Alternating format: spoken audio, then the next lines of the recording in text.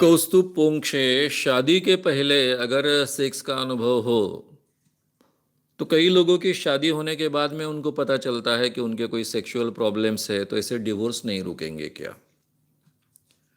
आप कहते हो इसमें तथ्य है? नहीं है, ऐसा नहीं है। अगर किसी को पता चल जाए शादी होने के पहले कि भाई मैं यानी दो तरीके हो सकते हैं इसमें। कई लोगों को अपने जीवन में शादी करने के बाद, क्योंकि उसके पहले उनके जीवन में ऐसे कोई एनकाउंटर्स आते नहीं हैं, और आए भी तो उसको महत्व देते नहीं। फिर समाज की धारणा के कारण, समाज के दबाव के कारण, माँ बाप के आग्रह के कारण शादी कर लेते हैं। और शादी करने के बाद में उस पुरुष के ध्यान में आता है कि मुझे कोई स्त्री के बारे में इतना आकर्षण लगता ही नहीं है, सेक्स में मुझे इतनी रुचि नहीं है, और उसके लिए सेक्स ये बोझ बन जाता है। और एक बार सेक्स बोझ बन गया तो उसके और भी ज़्यादा दुष्परिणाम होते हैं दोनों के लिए, पति के लिए भी और पत्नी के लिए। पत्नी के लिए भी अलग ढंग से, क्योंकि शादी होने के बाद भी उसको जो सुख प्राप्त होना है वो होता नहीं है, इसलिए उसको बहुत दुख होता है। और पति को इसलिए कि शादी इसके लिए बड़ा बोझ बन जाती है, सेक्सुअली वो करना नहीं चाहता है, उसको कोई इंटरेस्ट नहीं है, लेकिन ये मुझे प्रूव करना है कि मैं पुरुष हूँ, इसका बहुत उसके ऊपर बोझ बढ़ जाता है, इसके कारण उसका जीवन असह्य हो जाता है, और ये दोनों चीज़ें बहुत भयानक हो जाती है। कई बार तो ऐसा होता है दोनों जोड़ों को सेक्स का बिल्कुल अनुभव नहीं होता है। मैं हमेशा इसका वर्णन करता हूं कि ये दो पहलवान साथ में आते हैं और पहले दिन में इनका युद्ध होता है। ये दोनों की जानकारी इस विषय में कितनी होती है, उनके दोस्तों की जितनी जानकारी है उतनी, और ये दोस्तों के द्वारा जो जानकारी होती है वो 100% झूठी जानकारी होती है। कोई भी अपने हनीमून का पहला अनुभव कहते वक्त इतना झूठ बोलता है, इतना झूठ बोलता है कि पूछो मत, और वो उसको सच्चा लगता है। और उसमें वही धारणा होती है कि मुझे प्रूव करना है, पहले दिन 1 घंटा 2 घंटा लगातार मैं ऐसा वगैरह वगैरह, इस ढंग की कल्पनाएं करता है। एक्चुअली भलता ही कुछ होता है, कई बार तो बिल्कुल सक्सेस नहीं होता है।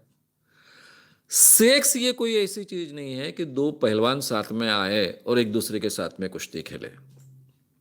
वो एक ग्रेजुअल प्रोसेस है कि लड़के लड़की एक दूसरे से साथ में हैं, एक दूसरे के साथ में नज़दीक आए हैं, एक दूसरे के प्रति आकर्षण लग रहा है, बहुत आकर्षण लग रहा है, एक दूसरे को अपने आप को रोक नहीं पाते, और फिर उनमें सेक्स हो जाता है। एक नेचुरल नॉर्मल प्रोसेस है। ये हमारे शादी के प्रोसेस के बाद में जो हनीमून होता है उसमें नदारत होती है। अब ये जरूरी नहीं है कि दोनों एक दूसरे के साथ में आने के बाद में एकदम से उन्होंने इंटरकोर्स ही करना चाहिए, आवश्यक नहीं है। दोनों एक दूसरे को समझ रहे हैं, एक दूसरे को एक्सप्लोर कर रहे हैं, और फिर एक दूसरे को रोक नहीं पा रहे हैं, और फिर एक दूसरे में सेक्स होता है। ये नेचुरल प्रोसेस होनी चाहिए। ये नेचुरल प्रोसेस ही शादी से नदारत होती है। इसलिए हमारे हनीमून प्रकार जो है वो सेक्स का बोझ बढ़ाने वाला और सेक्सुअल प्रॉब्लम्स क्रिएट करने वाला प्रकार है, और ये गंभीर समस्या निर्माण करता है। तो मेरी क्या मानसिक स्थिति है, शारीरिक स्थिति है, ये समझ में आना उसके पहले संभव नहीं होता है अगर सेक्सुअल इंटरकोर्स अपने जीवन में नहीं होते हैं तो। और शादी होने के बाद में अगर वो नेचुरल प्रोसेस में न होकर एक युद्ध जैसा होता है तो उसके भी बुरे परिणाम भुगतने पड़ते हैं। तो ये दोनों तीनों कारणों से सेक्सुअल प्रॉब्लम्स बड़े पैमाने पर क्रिएट होते हैं। पहले पति पत्नी जब साथ में आते हैं शादी के बाद में, तब असफल होना एकदम स्वाभाविक है। दोनों का सेक्स अच्छा न होना एकदम स्वाभाविक है, कोई बहुत बड़ी बात नहीं है उसमें। दोनों नए हैं, एक दूसरे को अभी तक जानते नहीं है, एक दूसरे के प्रति विश्वास तैयार नहीं हुआ है, और उसके पहले कोई सेक्सुअल एक्ट करने को गए, और फिर कुछ तो भी वो प्रक्रिया पूरी तरह से नहीं हुई, क्योंकि पत्नी की भी कल्पना ऐसी होती है कि इतना आनंद आता है, इतना आनंद आता है, इतना आनंद आता है, सब रोमांटिक कल्पनाएं होती है, और एक्चुअली कुछ नहीं लगता है। तो उसको भी लगता है ये ऐसा ही, यानी पति कम गिर गया। आजकल उतनी जानकारी तो होती है, पति कम गिर गया, या फिर पति को लगता है कि मैं अपने आप को प्रूव नहीं कर पाया। तो इसका और भी उसके परिणाम होते हैं। तो एक फेल्यूअर प्रीसीड सेकंड फेल्यूअर, इस ढंग से ये प्रक्रिया चलते रहती है।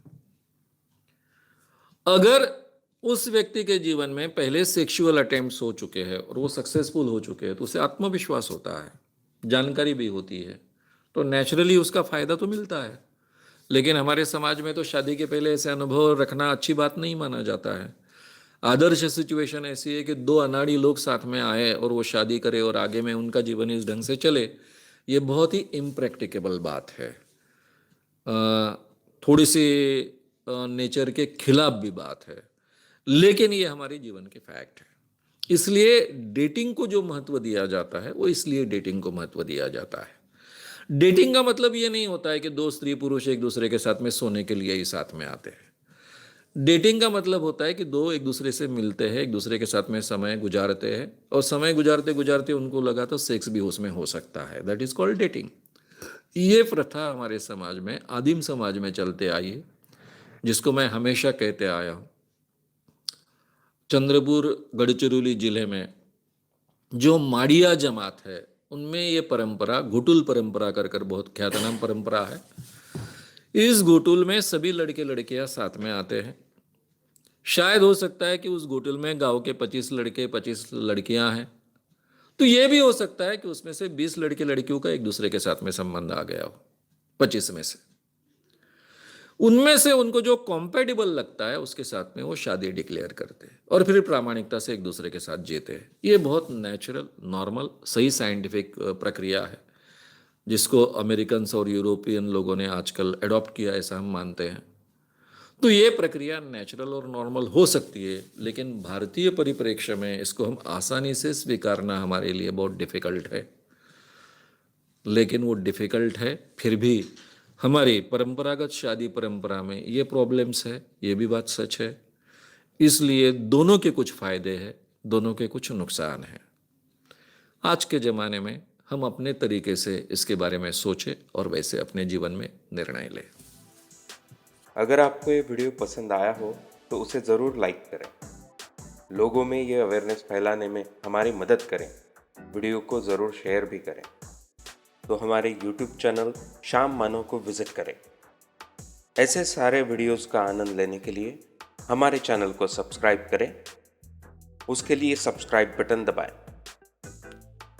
नए वीडियोस का नोटिफिकेशन पाने के लिए बेल आइकन दबाएं।